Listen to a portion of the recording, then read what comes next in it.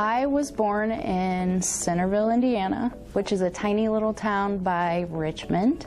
I have 2 brothers and a sister.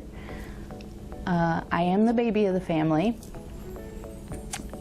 We moved to Columbia City when I was 8 years old, and then I graduated from Columbia City there. So I finished my high school there in Columbia City.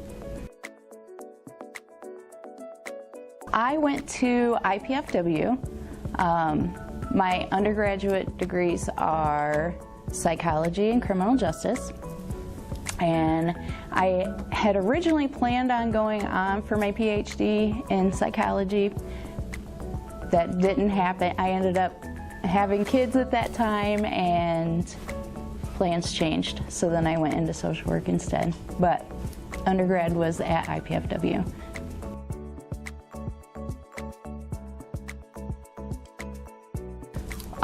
I have 5 children, and I had the opportunity to stay home with them and homeschool. And my oldest were getting to the point that I knew our plans were to get them into school by high school, and we had plans for college, so I knew it was kind of time. Obviously, I have attachment issues, so I followed them to West Noble, and I just came with them. So they started here, and so did I. And at that time, that was 3 years ago, and at that time, I didn't care what I did. I just wanted to work for West Noble. I didn't really care which school. I didn't really care doing what. I just wanted in. And so I started out as a makerspace teacher for 5th and 6th graders. And then at that time, I did makerspace and then was also an 8th grade assistant. Then COVID happened and makerspace did not happen. So I ended up moving to the office and did attendance there, which is what I did all year last year. And then there was an opening in guidance, and it just felt like a natural progression that that's where I would go.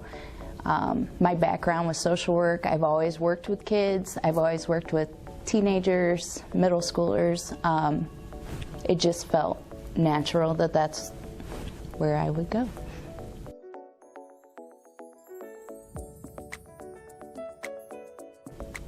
Throughout my personal history, I feel like I've been lucky to have a lot of great employers, and I've worked with a lot of great people. However, when I came to West Noble, there was something different, and it felt like home to me.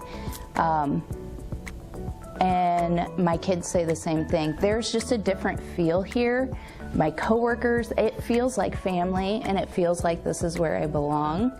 And I love jobs that I've had before, but this is different, and it gives me goosebumps now even thinking about it, because I just feel like I found my spot, and I'm super thankful for the coworkers that I have and my supervisors. I couldn't be happier at West Noble. Well, I have 5 children. Let's see, start youngest to oldest. So I have one at the primary who is 5.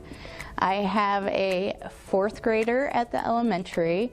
I have one here at the middle school who's a 6th grader, and I have 2 at the high school, 10th and 11th grade. They are all involved in sports and activities, so I am running nonstop every day, different sporting events, different places in town, so a lot of people see me that way. If I were asked about a mentor, I would probably give an unconventional one, and it would be Frida Kahlo, because I am also an artist. So during that time that I was home with the kids, I would paint, and well, basically I do any art that I can get my hands on, but painting is my #1 thing.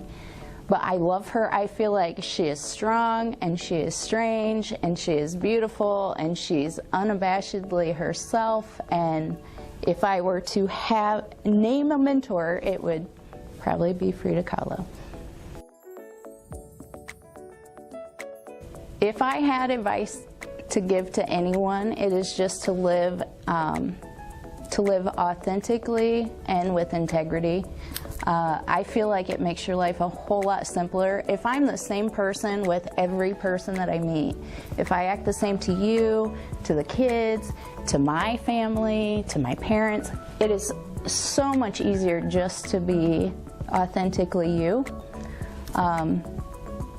But you have to do it with integrity too. So you can make mistakes, but you're always doing your best. If you have good intentions, I feel like that covers up for a lot.